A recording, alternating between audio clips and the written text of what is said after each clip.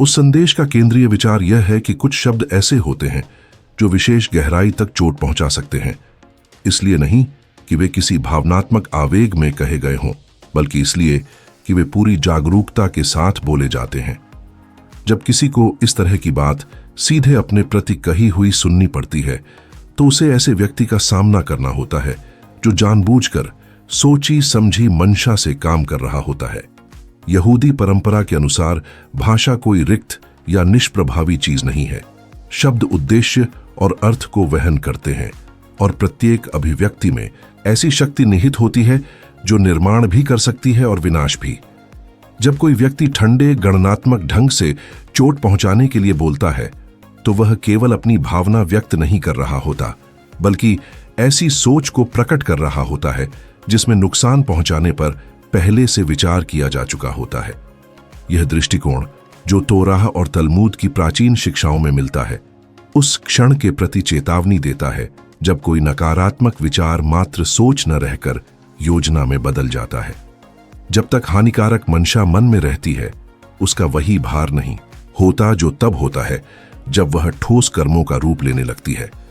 उसी बिंदु पर एक महत्वपूर्ण नैतिक सीमा पार होती है, क्योंकि तब बुराई काल्पनिक नहीं बल्कि संरचित हो जाती है। इन विद्वानों के अनुसार प्रत्येक व्यक्ति अपने भीतर अलग अलग स्तर की आंतरिक तनाव लेकर चलता है, जो उसके बोलने और व्यवहार करने के तरीके को प्रभावित करते हैं। एक दृश्य स्तर होता है जो तात्कालिक समस्याओं और दूसरों के सामने प्रस्तुत की जाने वाली छवि से जुड़ा होता है। एक और गहरा स्तर होता है जो भावनात्मक विरासतों और लंबे समय से अनसुलझे अनुभवों से बना होता है। और एक छिपा हुआ स्तर होता है जिसमें दबी हुई इच्छाएं, असुरक्षाएं और वे भावनाएं शामिल होती हैं जिन्हें खुलकर स्वीकार नहीं किया जाता। जब इन आयामों की ईमानदारी से जांच नहीं होती, तो अपने आंतरिक संघर्षों को दूसरों पर थोप देना आसान हो जाता है, और वे लोग उन कुंठाओं के लक्ष्य बन जाते हैं जिनका वास्तविक स्रोत भीतर होता है। इसलिए परंपरा यह भी याद दिलाती है कि शांत प्रतिक्रिया तनाव को निष्क्रिय कर सकती है, जबकि आक्रामक प्रतिक्रिया अक्सर उसे और बढ़ा देती है। यह शिक्षा न तो अन्याय के सामने समर्पण का आग्रह करती है और न ही मौन का, बल्कि सचेत रूप से यह चुनने की क्षमता पर जोर देती है कि कैसे प्रतिक्रिया दी जाए।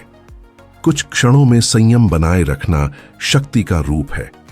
यह टकराव के चक्र को पोषित होने से रोकता है और आक्रामक को दूसरों को उसी स्तर की शत्रुता में खींचने की संतुष्टि नहीं देता।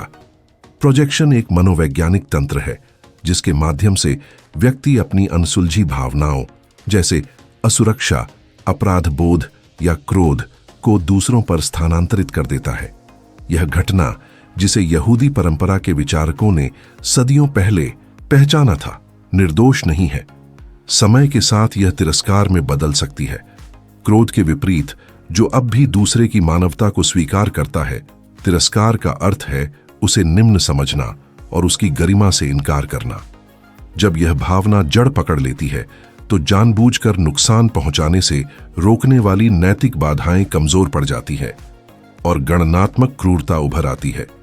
यहूदी शिक्षाएं नैतिक उल्लंघन को रोकने के लिए सीमाएं बनाने के महत्व की बात करती हैं। फिर भी कुछ लोग ऐसी आंतरिक रक्षाएं खड़ी कर लेते हैं जो उनके हानिकारक रवैयों की रक्षा करती हैं, उन्हें प्रश्नांकित करने के बजाय। इस तरह वे दूसरों की कार्रवाइयों की नकारात्मक व्याख्या करते हैं और ऐसी कथा गढ़ते हैं जिसमें वे स्वयं को हमेशा पीड़ित के रूप में देखते हैं। यह प्रक्रिया एक मनोवैज्ञानिक तैयारी की तरह काम करती है, जो अपराध बोध महसूस किए बिना आहत करने वाले व्यवहारों को उचित ठहराना आसान बना देती है। जब अंततः वे स्वीकार करते हैं कि उन्होंने जानबूझकर चोट पहुंचाई और ऐसे वाक्यों में यह कहते हैं कि वे जानते थे कि वे क्या कर रहे हैं, तो यह मात्र ईमानदारी नहीं होती, बल्कि नियंत्रण का एक कथन होता है। वे यह संप्रेषित करते हैं कि दिया गया कष्ट जानबूझकर था और दूसरे का कल्याण प्राथमिकता नहीं था। परंपरा यह भी चेतावनी देती है कि दुर्भावनापूर्ण मंशा का भार गहरा होता है, क्योंकि इसमें नुकसान की योजना बनाने में भावनात्मक निवेश शामिल होता है। उस सीमा को पार करने के बाद कुछ लोग तथ्यों को तोड़ मरोड़ कर अपनी आत्म छवि की रक्षा करने की कोशिश करते हैं। वे घटना को छोटा दिखा सकते हैं, या प्रभावित व्यक्ति की धारणा पर सवाल उठा सकते हैं, यह सुझाव देते हुए कि वह बढ़ा चढ़ाकर बता रहा है या स्थिति को गलत समझ रहा है।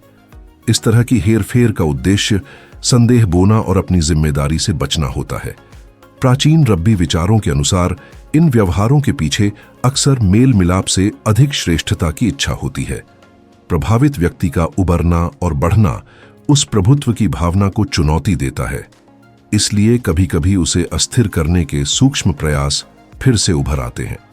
इसी कारण द्वेष की तुलना विष से की जाती है, जो अंततः उसे ही नुकसान पहुंचाता है जो उसे पालता है, क्योंकि उसे बनाए रखने के लिए ऐसी आंतरिक तनाव की आवश्यकता होती है जो लंबे समय में क्षरण करती है। तुम्हें जो नुकसान पहुंचाया गया उसका उद्देश्य उसे करने वाले के आंतरिक संघर्ष को कम करना था। जब ऐसा नहीं होता तो बेचैनी पैदा होती है और तुम्हारा उबरना उसकी कथा को अस्थिर कर देता है। तुम्हें स्वस्थ होते देखना यह दिखाता है कि तुम पर उसका प्रभाव कभी पूर्ण नहीं था।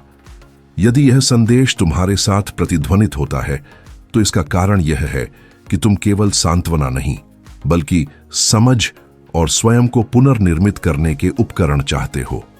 यहूदी परंपरा प्रतिशोध के इर्द गिर्द नहीं घूमने वाली प्रतिक्रिया का प्रस्ताव रखती है, बल्कि दूसरों की कड़वाहट का बोझ न उठाने के निर्णय की बात करती है। बदले से चिपके रहना व्यक्ति को उसी चक्र से बांधे रखता है जिसने उसे चोट पहुंचाई। इसके विपरीत रूपांतरण का अर्थ है जो हुआ उसे स्वीकार करना, पर उसे अपनी पहचान निर्धारित न करने देना। इसका मतलब है दर्द को स्वीकार करना, उससे सीखना और वही कठोरता अपनाए बिना दृढ़ सीमाएं स्थापित करना जिसने उसे जन्म दिया। ये शिक्षाएं विवेक के महत्व को भी रेखांकित करती हैं। गलती करने वाले और जानबूझकर नुकसान पहुंचाने वाले के बीच अंतर समझना बिना कटुता में गिरे स्वयं की रक्षा करने में मदद करता है। जब कोई व्यक्ति स्वीकार करता है कि उसने सोच समझकर ऐसा किया, तो उस स्वीकारोक्ति पर विश्वास करना उसमें फंस जाना नहीं है, बल्कि उसे चेतना और आत्मसंरक्षण को मजबूत करने के संकेत के रूप में उपयोग करना है। कठिन अनुभव गहन विकास के अवसर बन सकते हैं। उपचार स्वायत्तता की पुष्टि है और यह दिखाता है कि किसी व्यक्ति की पहचान उसे मिले नुकसान से निर्धारित नहीं होती। एक और केंद्रीय विचार आंतरिक क्षेत्र की सुरक्षा है। उपलब्धियों और खुशी के बारे में कुछ सीमा बनाए रखना एक ऐसे निजी क्षेत्र को सुरक्षित रखने में मदद करता है जो बाहरी मान्यता पर निर्भर नहीं होता। प्रत्येक व्यक्ति के पास एक अंतरंग केंद्र होता है जो संरक्षण का पात्र है, एक ऐसा स्थान जहां केवल उसके सबसे गहरे मूल्य ही प्रवेश पाते हैं। उस क्षेत्र पर नियंत्रण पुनः प्राप्त करना यह तय करना है कि कौन से प्रभाव स्वीकार किए जाए और कौन से नहीं।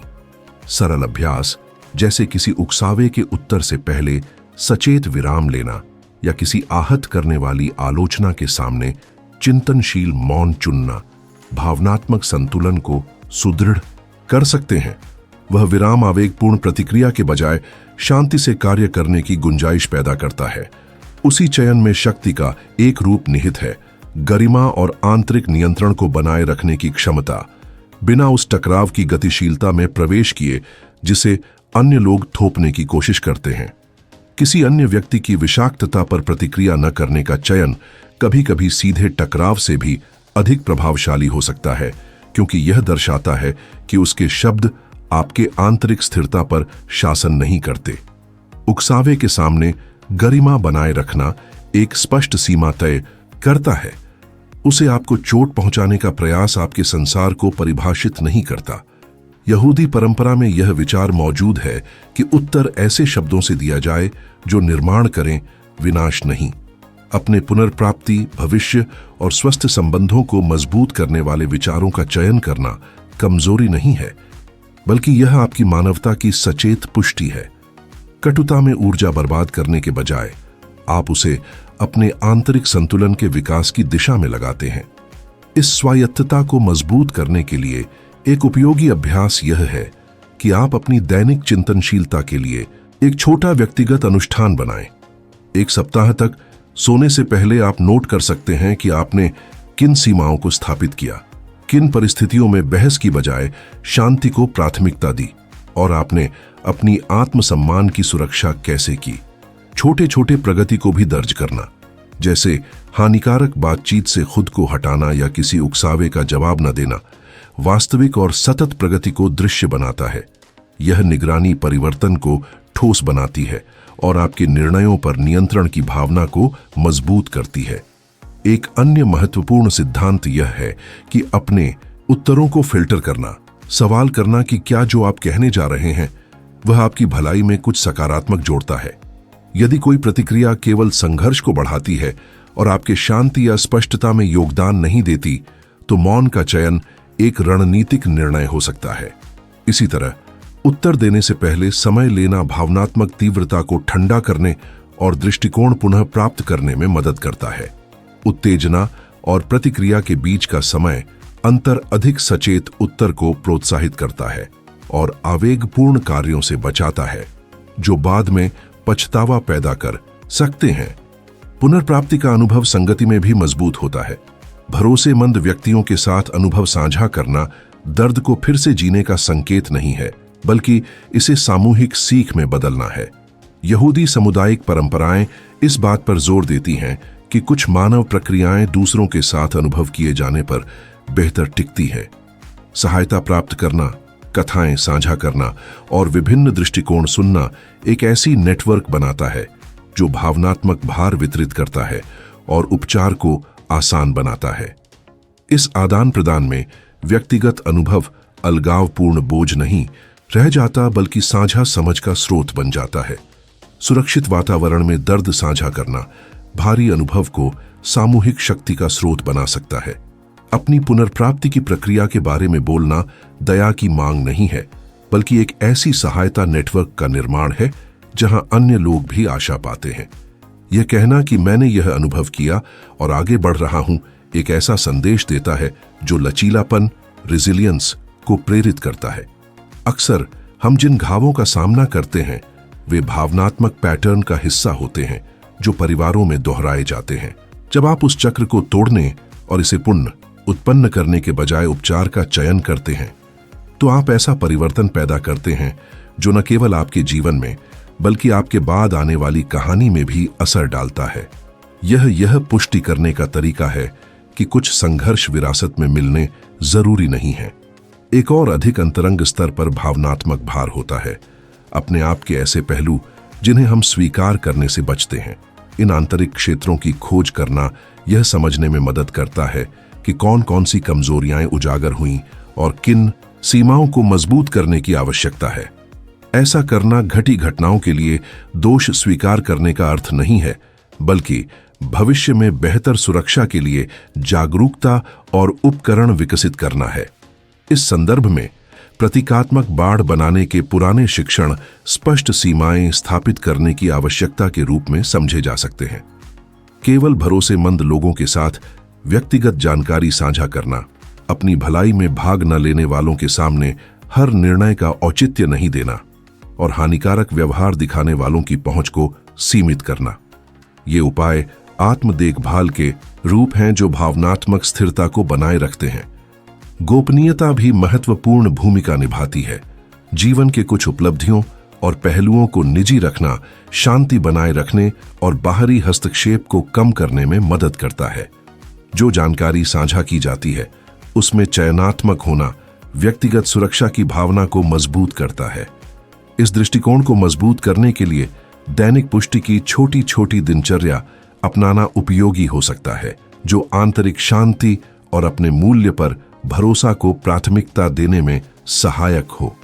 इन विचारों को सचेत रूप से दोहराना विपरीत परिस्थितियों में मानसिक आदतों को अधिक दृढ़ बनाने में योगदान करता है। साथ ही यह पहचानना आवश्यक है कि कोई हेरफेर करके घटनाओं की धारणा को तोड़ने का प्रयास कर सकता है। जब कोई घटित हुए तथ्य को नकारने या छोटा दिखाने की कोशिश करता है, तो महत्वपूर्ण वार्तालापों को दर्ज करना और वस्तुनिष्ठ संदर्भ रखना स्पष्टता बनाए रखने में मदद कर सकता है। यह साधन संघर्ष को बढ़ाने के लिए नहीं, बल्कि अपनी स्मृति पर विश्वास बनाए रखने के लिए है। अंततः, जैसे कई परंपराएं महत्वपूर्ण निर्णयों में गवाहों के महत्व को रेखांकित करती हैं, भरोसेमंद लोगों का होना जो आपकी अनुभवों को सुने और मान्यता दें, वास्तविकता के साथ संबंध को मजबूत करता है और भावनात्मक अलगाव से बचाता है। एक से अधिक व्यक्ति द्वारा घटना की पुष्टि होने पर अपने अनुभव पर विश्वास मजबूत होता है। जब आप अपनी कहानी किसी पूरी तरह भरोसेमंद व्यक्ति के साथ साझा करते हैं, तो आप बाहरी सहारा बनाते हैं जो आपकी यादों और भावनाओं को मान्य करता है। इसका मतलब किसी के सामने अपनी संवेदनशीलता उजागर करना नहीं, बल्कि किसी ऐसे व्यक्ति का चयन करना है जो ईमानदारी से सुन सके और संदेह उत्पन्न होने पर स्थिर दृष्टिकोण प्रदान कर सके। यह उपस्थिति एक लंगर की तरह काम करती है जो आपकी धारणा की पुष्टि करती है और भ्रम में अकेले होने से बचाती है। जहां तक उस व्यक्ति का सामना करने की बात है जिसने नुकसान पहुंचाया, इसका उत्तर उद्देश्य पर निर्भर करता है। यदि बातचीत स्पष्ट सीमाएं तय करने और अपनी आवाज पुनः प्राप्त करने में सहायक हो, तो यह उपयोगी हो सकती है। हालांकि यदि उद्देश्य माफी पाना है जो संभवतः नहीं मिलेगी, तो जोर देना अनावश्यक रूप से ऊर्जा खर्च कर सकता है। कभी कभी सबसे ठोस निर्णय बिना नाटकीयता के दूरी बनाना होता है, क्योंकि हानिकारक स्थिति से हटना भी व्यक्तिगत पुष्टि का रूप है। क्षमा का अवधारणा अक्सर सरल समझी जाती है, लेकिन कुछ परंपराएं क्षमा और छोड़ने के बीच अंतर करती हैं। पूर्ण क्षमा में गलती करने वाले की जिम्मेदारी और परिवर्तन शामिल होता है। जब ऐसा नहीं होता, तब भी आप कटुता से मुक्त हो सकते हैं, बिना घटी घटनाओं की गंभीरता को नकारे। छोड़ना मतलब अपराध के भावनात्मक बोझ को उठाना, बंद करना और अपनी शांति को प्राथमिकता देना है। यह एक आंतरिक चयन है जो दूसरों के व्यवहार पर निर्भर नहीं करता। सच्चा परिवर्तन तब शुरू होता है जब आप सीखे गए सिद्धांतों को ठोस रूप में लागू करना चुनते हैं। कोई अभ्यास चुनना, जैसे सीमा को मजबूत करना, चिंतन की आदत अपनाना या अपने भावनात्मक क्षेत्र की बेहतर देखभाल करना और उसे समय के साथ बनाए रखना, समझ को ठोस परिवर्तन में बदल देता है।